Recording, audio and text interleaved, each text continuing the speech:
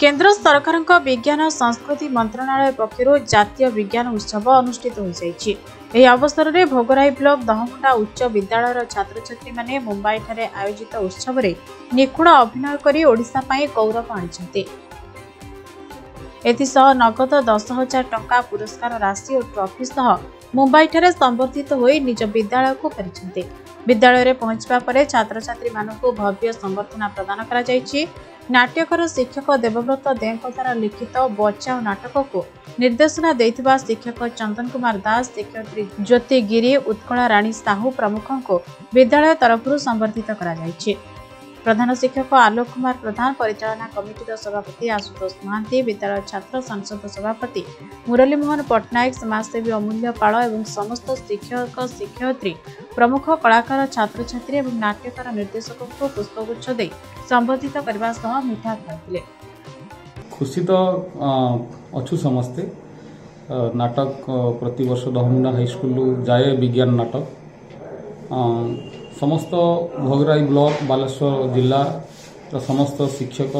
शिक्षयित्री प्रधान शिक्षयित्री एवं विशेषकर आम विद्यालय प्रधान शिक्षक आम दहमुंडा उच्च विद्यालय जो मैनेजिंग कमिटी अच्छी तार समस्त सभ्य सभापति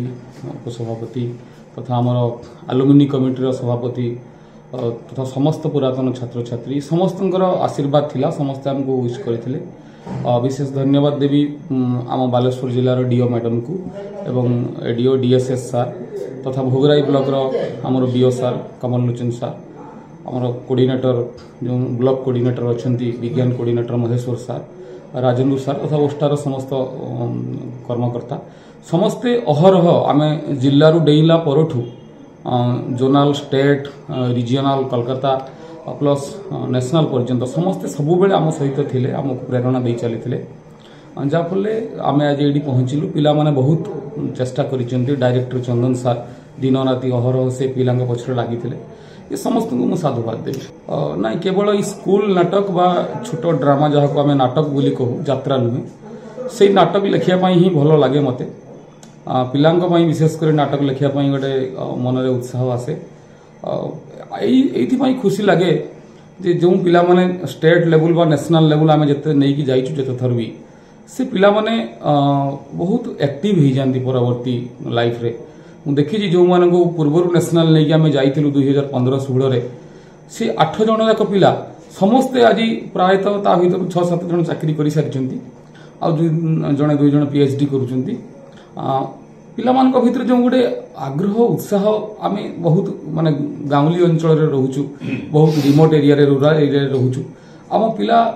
जो जितेबाला 10टी राज्यर पिला संगे जाकि मिशंती नेशनल लेवल भितर गोटे अफुरंत आनंद गोटे उत्साह आसे से माने सारा भारत को दर्शन कर दियंती एक प्रकार से 8-10टा राज्यर पिला सहित मिसी मु देखुली मुंबई रे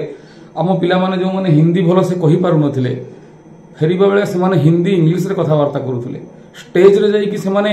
इंग्लिश रे निजर परिचय देवा आरंभ करले 10टा राज्यर पिला सहित 2 दिन मिस सारिबा परे तेणु तांको भितर निश्चित भाव में पिला जदि आपण एक्सपोज न करेइबे अन्य मानक सहित ताहले पिलांकर अपग्रेडेशन हो पारिबनी एवं सेटा ही गवर्नमेंट भारत सरकार मु धन्यवाद देवी एभली गोटे प्लाटफॉर्म से तैयारी करिसेंती जो मिनिस्ट्री ऑफ कल्चर तरफ जो नेशनल ड्रामा आम नेशनल ड्रामा को 2 थर जाइछु। मु भाबुची एई 2 थर रे जो 16 जन पिला जाइछन नेशनल पर्यंत से माने निश्चित भाव में लाइफ रे से माने आउ टिके अधिक एक्टिवली से माने काम करिके प्रति स्तर रे खुशी बहुत किंतु गोटे कथा होची खुशी पछर जो परिश्रम आउ जो मानकर आशीर्वाद विशेष करी एई दहमुंडा हाई स्कूल मु जेबे ठारू आसी मते गोटे लागे जेमति मोर एटा गोटे निजर हाई स्कूल आ सबुठार बड़ कथा होचंती प्रधान शिक्षक एसएमसी रो प्रेसिडेंट एवं सर्वोपरि अद्वितीय माने जांको कि मु बड़ भाई सब किछि भाबे देबु सर तांको लेखा जदि गोटे भल लेखाटे न हबो ताले निर्देशना रे आपण जेते ऊपर को जहाँ भी किछि करंतु